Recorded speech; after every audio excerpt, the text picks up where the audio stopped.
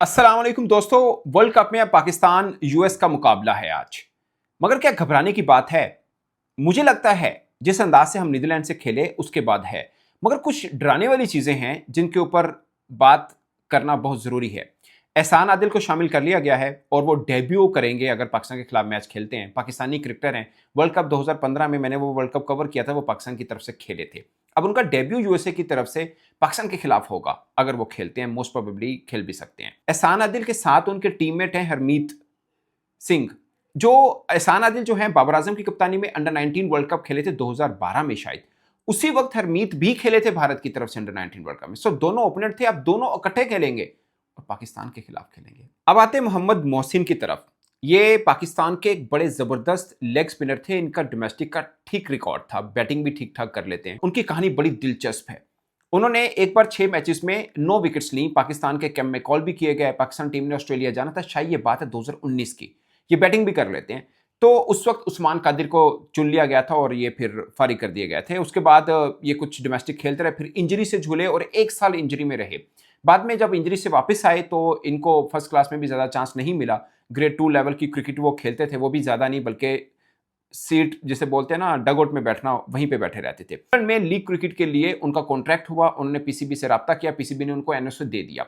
वो जब जाते हैं ठीक एक दिन के बाद उनको केपीके के कोच कहते हैं कि आपको अगर डोमेस्टिक सीजन खेलना है तो आपको ट्रायल में आना पड़ेगा। हालांकि वो एक दिन पहले पीसीबी से एनओसी लेके गए होते हैं। खैर वो 2 दिन के बाद पहुंचते हैं तो कोच कह देते हैं कि आप चले जाएं, आपका टाइम खत्म हो गया। इस पर वो ब्रेडमैन, आपको याद होगा पाकिस्तान के हाई परफॉर्मेंस कोच थे, नेशनल क्रिकेट अकेडमी में हुआ करते थे, उनको मेल की। उसके बाद उन्होंने रमीज राजा को भी, जो उस वक्त पाकिस्तान क्रिकेट बोर्ड के चेयरमैन थे, उनको भी मेल की कि मेरे साथ ये ज्यादती की जा रही है। फिर वहां से वो अमेरिका निकल जाते हैं और अमेरिका में एमएलसी के एक सीजन में वो टॉप विकेट टेकर बनते हैं।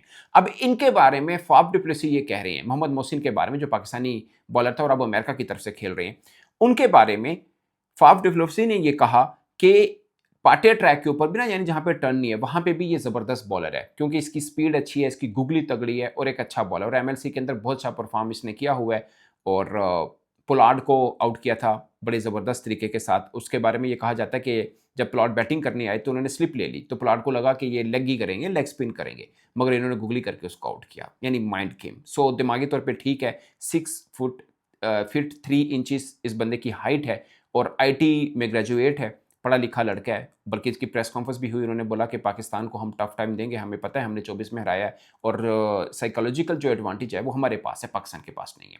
अब ये मैंने छोटा सा इंट्रोडक्शन कराया, ये 2 पाकिस्तान के। और अली खान तो हैं ही, आप जानते हैं, बहुत तेज बॉल डाला उसने।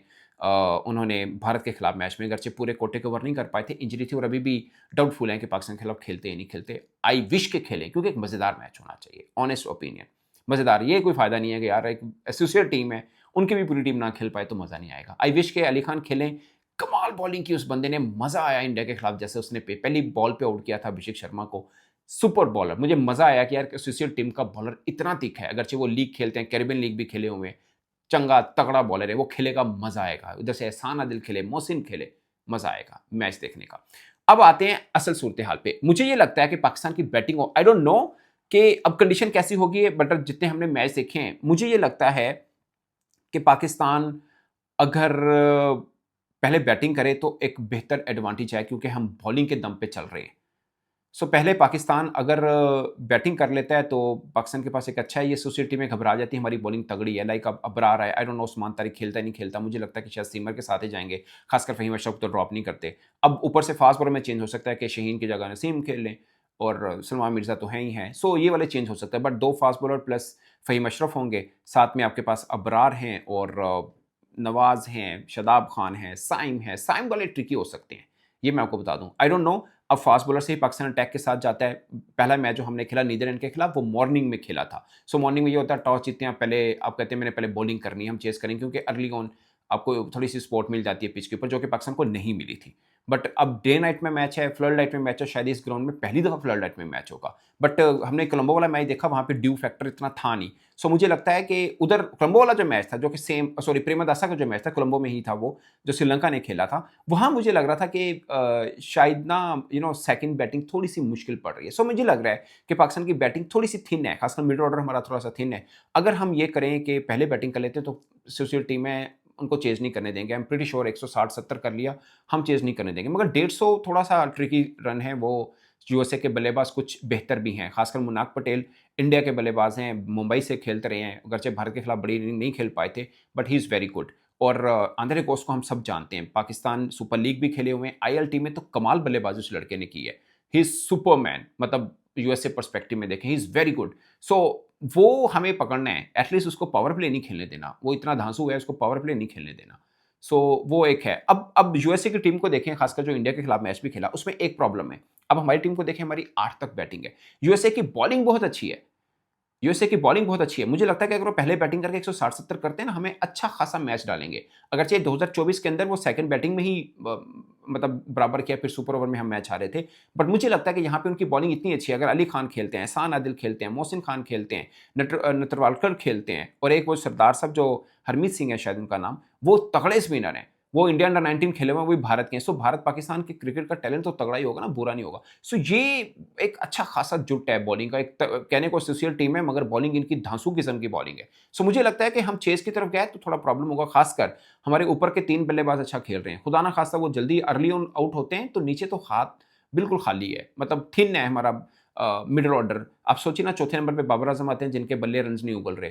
फिर 5वें नंबर पे उस्मान खान आते हैं, फिर नवाज या शदाब में से कोई आ जाएगा, फिर उस फ़हीम अशरफ हैं। मतलब 15-15, 20-20 रन वाली इनिंग शायद वो खेल लेंगे बड़े कंफर्टेबली जब चेस कर रहे हैं। बट आप इनको ये समझें कि बिल्ड करें इनिंग, मैच को फिनिश करें। अभी तक हमने बहुत कम ऐसे मैचेस देखे हैं। ऑल्दो 20-20 रन, 25-25 रन वाली कैपेसिटी की है शदाब खान ने। अभी एक इनिंग ऑस्ट्रेलिया के खिलाफ बहुत अच्छी भी खेली है। बट चेस की तरफ जब आप जाएंगे, और इस तरह की इनिंग थोड़ी मुश्किल रहती है, क्योंकि बेसिकली बॉलिंग ऑलराउंडर हैं। अगरचे 2024 में Shadab Khan as a batsman खेले थे। सो कुछ चीज़ें हैं। मुझे ये लगता है जब पाकिस्तान का नीदरलैंड के साथ मैच नहीं हुआ था, तो मुझे लग रहा था कि यार इस बार तो अमेरिका हमारे आगे नहीं टिकेगा, ये मैं सोच रहा था।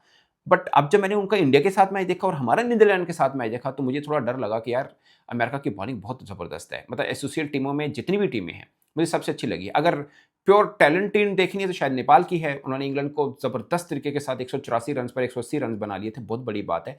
बट यहाँ पे मुझे लगता है कि शायद बॉलिंग पर्सपेक्टिव में, ओवरऑल टीम पर्सपेक्टिव में यूएसए की टीम बहुत ज़बरदस्त है। ये पाकिस्तान के लिए इजी मैच नहीं है। शायद अब सलमान आगा भी समझते होंगे, क्योंकि नीदरलैंड ने बिल्कुल नाक में दम करके रख दिया था, आखिरी ओवर में जाके मैच जीते हैं, वो भी thanks to Faheem Ashraf and ओ दाऊद जिसने कैच छोड़ा था, मैक्स ओ दाऊद जिसने कैच छोड़ा था। वो कैच पकड़ा जाता तो कहानी और भी हो सकती थी। सो पाकिस्तान वर्सेज यूएसए, मतलब मैं 70-30 कहूँगा, 70 इन फेवर ऑफ पाकिस्तान। मगर अगर टॉस वाला मामला होता है और यूएसए पहले बैटिंग करता है, पाकिस्तान चेस की तरफ जाता है, सो कहानी थोड़ी डिफरेंट हो सकती है। एक कॉम्पिटिटिव मैच ज़रूर देखने को मिल सकता है। ऐसा भी हो सकता है कि वो चेस की तरफ जाएँ तो एक कॉम्पिटिटिव मैच मिल जाए आपको। ये मेरी अपनी एक असेसमेंट है। मुझे लगता है पाकिस्तान चेस की तरफ थोड़ा मुश्किल होगा। आपको याद होगा ऑस्ट्रेलिया के खिलाफ सीरीज़ खेली थी, हम सीरीज़ जीत गए थे। आखिरी मैच में भी टॉस जीत के हमने बल्लेबाजी ही की। मुझे लगता है कि हमें सीरीज़ जीत गए या सीरीज़ हार भी जाते हैं, आप अपने एक्सपेरिमेंट तो कर लेते। एक जिसे बोलते हैं ना, वो होना बहुत ज़रूरी है। अब देखिए न्यूज़ीलैंड के खिलाफ चेस करते हुए हम फँसेंगे। सो अमेरिका भी फँसाएगा अगर हम खुदा ना खास्ता फिसले इस मौके पर। बट ऑफ कोर्स उम्मीद तो पाकिस्तान टीम से ही है, फेवरेट तो मैं पाकिस्तान टीम को ही कहूँगा। बट मैं यूएसए को एसोसिएट टीम उस तरह से नहीं समझता, जिसलिए होता है ना यार, खैर है, जैसे नामीबिया से मैच होगा नो प्रॉब्लम। इवन कि मैं नीदरलैंड से भी नहीं घबरा रहा था, बट यूएसए से मुझे थोड़ी सी अब टेंशन होने लगी है।